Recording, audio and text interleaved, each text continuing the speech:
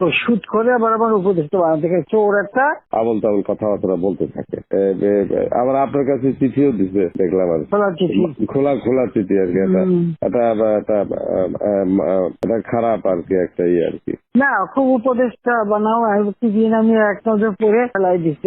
আমার উপদেষ্টা লাগবে না, এই দেশটা আমার বাপের, আমার বাপ স্বাধীন করে দিয়ে গেছে। আমি জানি এই দেশ আমি চিনি। এখানে আমি বাংলাদেশের বসে বসে কথা বলার তো শুট করে আবার আমার উপদেষ্টা বানাতে গেছে চোর একটা। ও বলছে গ্রামীণ ফোনের সব ইনকাম গ্রামীণ ব্যাংকে যাবে, যে টাকা গ্রামীণ ব্যাংক গরিব মানুষের সাহায্য করবে। আর এই কথা করে আমার কাছে ওই গ্রামীণ ফোনের ব্যবসা দিয়ে ইউজ একটা টাকা পর্যন্ত গ্রামীণ ব্যাংকে দেয় নাই। আমি 400 কোটি টাকা গ্রামীণ ব্যাংকে দিচ্ছি, 400 কোটি টাকা। ওটা তার অন্যান্য প্রতিষ্ঠানে লাগাচ্ছি আর কি। না, তখন গ্রামীণ ব্যাংক ফাইলে বক্সে ঢুকাই দিই। গ্রামীণ ব্যাংক তখন ওই শেষ হয়ে চলে যাচ্ছিল, ওর বদলতে গ্রামীণ ব্যাংক মাঠে বসে গেছিল। ও তো সব ব্যাংকের সব টাকা তো লুচি খেয়ে গেছে। তখন আমি প্রথমে 100 কোটি, তারপর 200 কোটি, তারপর আবার 100 কোটি, এটা 98 সালে দিচ্ছি, চালু রাখছি। তখন এই গ্রামীণ ফোনের ব্যবসা ছিল, এই ব্যবসাটার থেকে যে লাভটা হবে সেই টাকাটা চলে যাবে গ্রামীণ ব্যাংকে, রেগুলার গ্রামীণ ব্যাংকে একটা সোশ্যাল ইনকাম থাকবে। এই বলে ব্যবসা নিয়ে তখন যখন ব্যবসা নাই, তোমার বলে রাখি যদি কোনদিন প্রশ্ন ওঠে বলতে পারবা, 51% মালিক হলো বাংলাদেশ আর 49% হলো নরওয়ে কোম্পানি।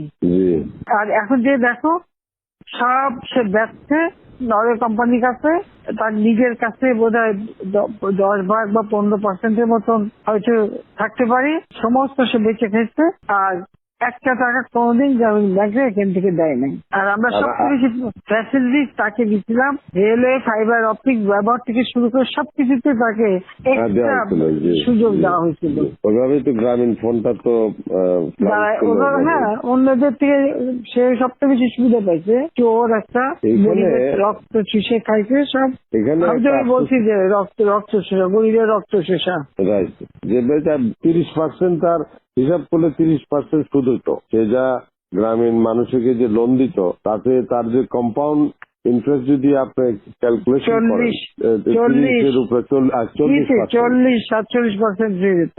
দেখে এমন হয়, তাহলে আর লোকের আর কি থাকবে, ও তো গরিব আরো বেশি করে হয়ে যাবে। তোমরা তো ইতিহাস জানো না, হিলারি ক্লিন্টনে নিয়ে গেছিল যশোরে, তার হাত দিয়ে গ্রামীণ মানে ব্যাংকে ঋণ দেওয়ালো।